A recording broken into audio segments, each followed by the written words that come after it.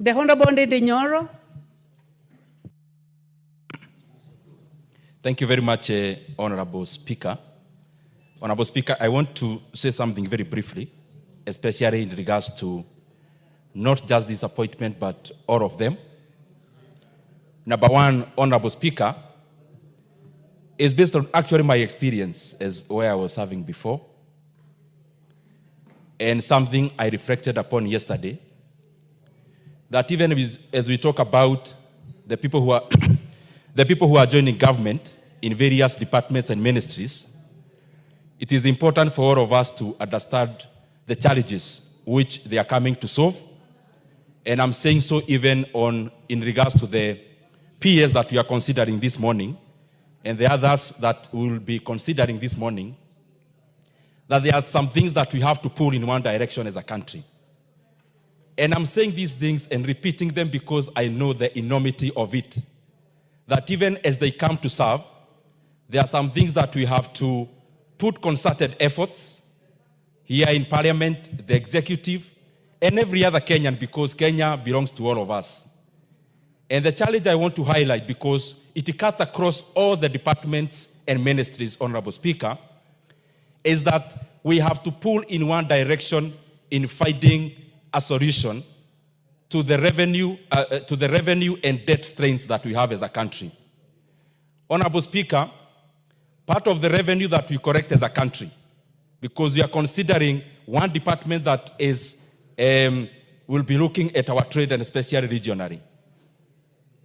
Honorable Speaker, the challenge that we will have and the challenge that the nominees will have, Honorable Speaker, is to be able to find solutions within whatever area that we are serving, concertedly, that we find a solution around our debt and revenue.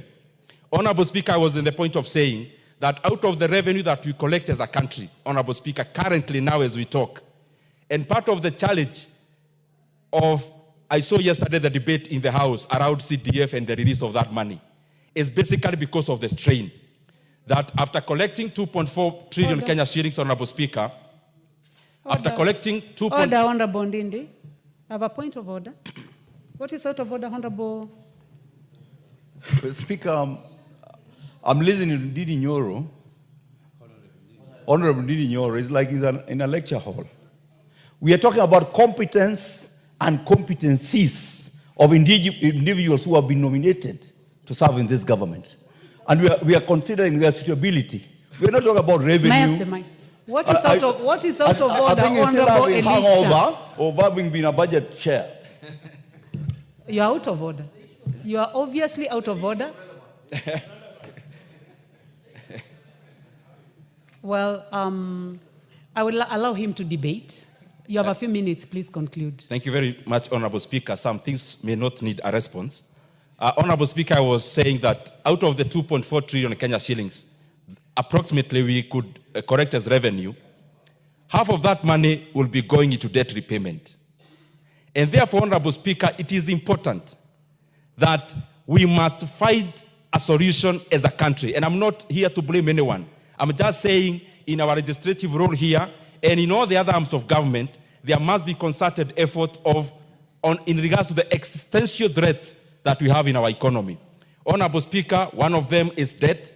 It is tied up with revenue, because if we had more revenue, even the current debt portfolio or servicing will not be as a challenge as it is now, Honorable Speaker. Secondly, Honorable Speaker, when we talk about trade and East Africa, we must give the entrepreneurs, the investors, the primacy of the role they deserve. Honorable Speaker, in many countries, an investor, Honorable Speaker, is given and accorded the support and the respect they deserve. Because, Honorable Speaker, when you come in as an investor in Kenya, you are not doing the country is not doing you a favor. It is actually you doing the country a favor. And I say so because as we look around trade, we may rely on our own internal capital, Honorable Speaker, but we may also have to rely on external capital out of entrepreneurs from other economies. Honorable Speaker, the PS of the current department that we are debating this morning must be very abreast that even as we attract investors must be heroes of this country, Honorable Speaker. They must not come here to get stranded and get a feeling like the country is doing them a favor, Honorable Speaker, for them to come in. It is actually them that are doing our country a favor, given the fact that there are many parameters and there are many available alternatives for them to invest their money, Honorable Speaker. In overall, Honorable Speaker, I want to congratulate all the nominees and call upon them that we be sincere in public service so that even as we come in, we are looking at the generality of making our country better, Honorable Speaker, and not any other personal consideration. With those many remarks, Honorable Speaker, of you, I submit. Thank you. The Honorable Irene Mayaka. Honorable members, you may choose to make your comments brief so that, yes, what is out of order, Minority Leader?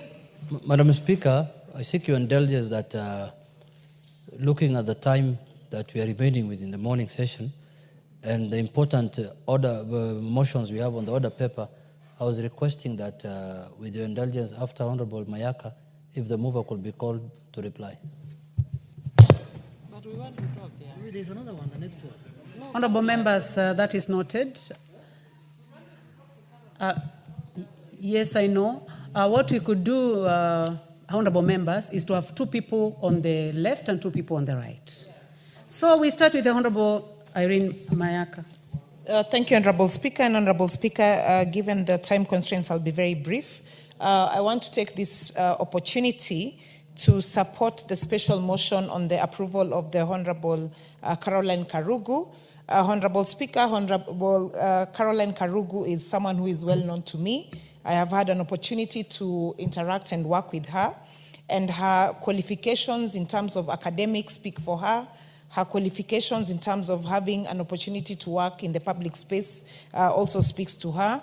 And Honorable Speaker, as a chair of regional integration, I'm particularly very happy to have Caroline on board, because it's very clear from her sentiments in terms of our relationships with other regions, especially the ESC and Pan-Africa are in the right place. I like that she speaks about the economic aspect of it and how we can actually strengthen our relationships. And so, Honorable Speaker, I have absolutely no doubt that Caro is the best person for this job, and I want to wish her the absolute best, and I do support the approval of her nomination. I thank you. Very much. The Honorable John Waluke, member for Sirisia. Apparently the card is indicating that he is in the house. The Honorable Jared Okello, member for Nyando. Madam Speaker, I thank you, and I also want to join my colleagues in supporting the motion before us of passing the name of our dear sister, Caroline, Her Excellency, Caroline Karugu.